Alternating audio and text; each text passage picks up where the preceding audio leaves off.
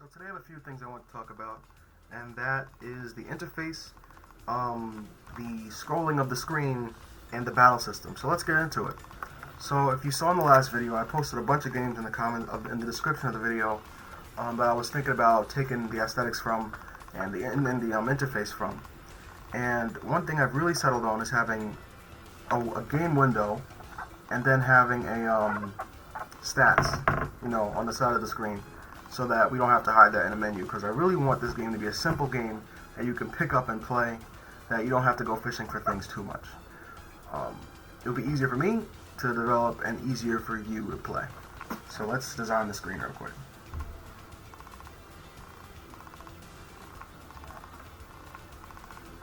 So this is going to be the game screen.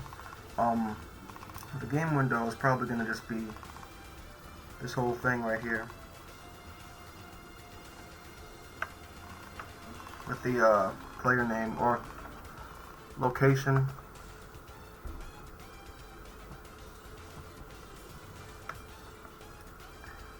and then maybe your party members will be here with their stats.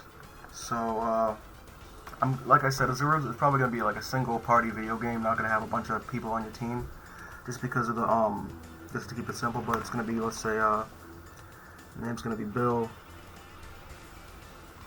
level 4, HP 20, MP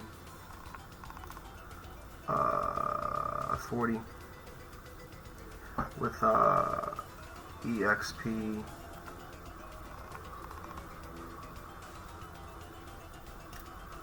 I'll put 200, and this is going to be counting down.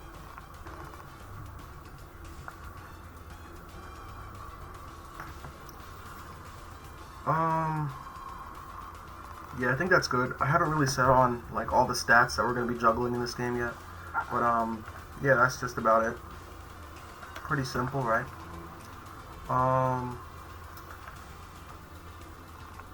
In Crimson and in Shalom Nightmare 3, you guys saw that there was a bit of space under the game screen.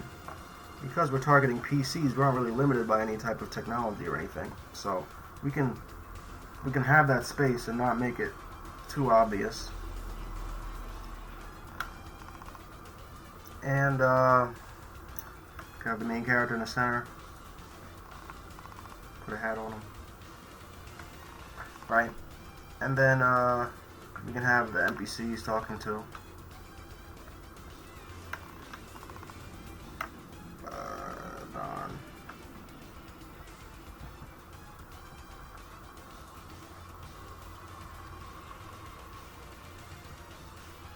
Obviously, we won't have the interface be all this, especially when we're in the text phase, because we're currently making it in text form in C++.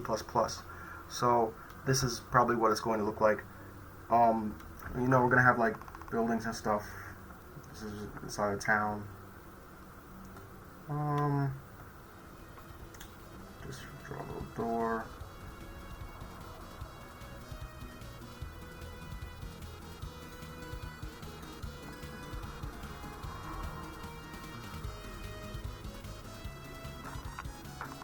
Flowers,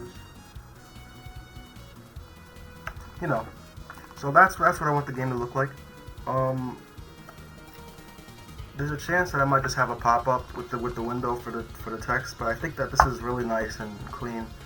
I was thinking about not having the screen scroll, instead just have it be like different windows. So like as soon as you go to the edge of this screen, it will shift over to the next part, and go to the edge of that screen, shift over to the next part. And I don't think that works, because there was a moment inside Ultima 1 where, in the gameplay I saw, where the player was just outside of a town, and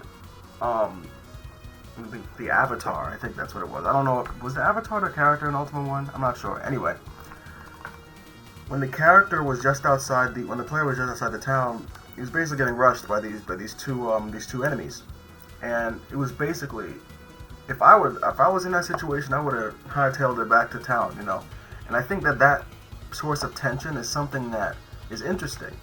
And even though Ultima 1 isn't necessarily a full-on action RPG, because I mean, even though it has some of the dungeon segments too, is it? Maybe do you guys consider Ultima 1 an action RPG? I don't know.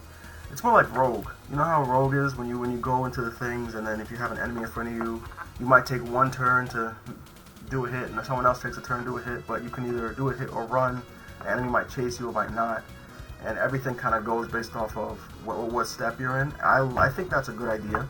I think that's nice. I think that's cool because you can attack something, change your mind, and leave without having to have that pressure of having all the real-time stuff, without having to deal with the funky collision detection stuff, without having to deal with the extra mess. And you can keep within the limitations of the grid-based system, which I like a lot. So I will probably go for that. Though, actually, I mean, I feel like that there's a limit to how complex you can get with that system. I don't know, is there? You can kind of spawn them, because in this system there's no random encounters. There's basically like, stuff can spawn and you could choose to fight or not. And you know, it can choose to fight you or not, based on whatever CPU I have programmed. I'll have to program a CPU too. Not just a battle CPU, but a CPU for how it walks around, how it makes the choice to leave or come back. So that'll be interesting. But I still am thinking of going for that rogue style combat system. I like that a lot. Yeah, that's about it. Concepts wise, in terms of the program itself, I think the next thing I want to implement is walls, because I mean, you have the player that could talk to NPCs, but you don't have any walls yet. So for the walls, it's going to be very simple. It's going to be very, very simple. I'm not going to be coding in this video, mainly because I have other things I have to do, but I wanted to get this idea on the board before I gotta go back to school stuff. So we have the player here, we have the NPC here, and we have walls here.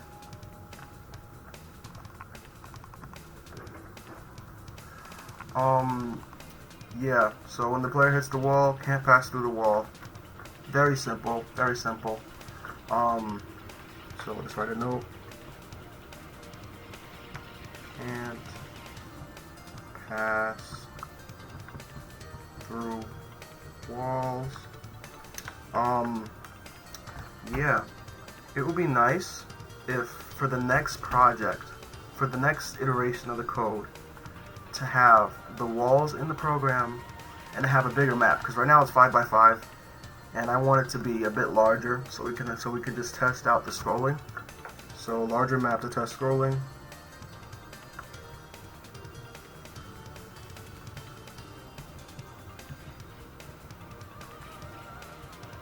Now the scrolling algorithm is something that I've done before. If you look at Dragon Savior, you'll see that the levels are pretty large. Not large, but they scroll. You know, you can go up and down, left and right, and then the camera will follow you.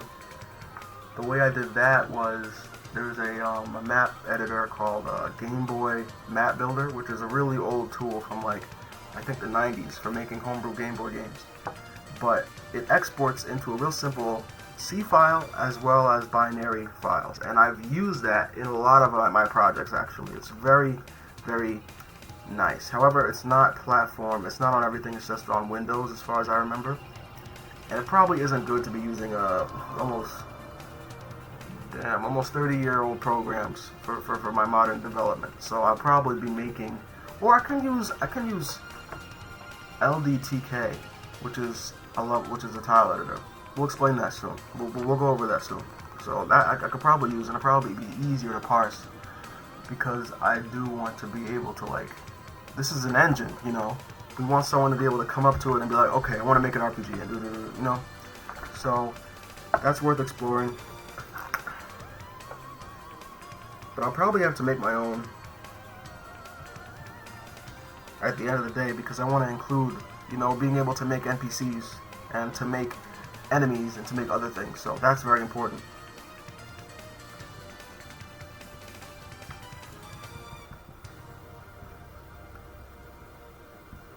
But yeah, at this point it's just rambling and coming up with future ideas. But this is the interface. For the next video, we're going to code a bigger town with walls and more people to talk to. That'll be the goal. Alright, thank you. See you guys in the next video.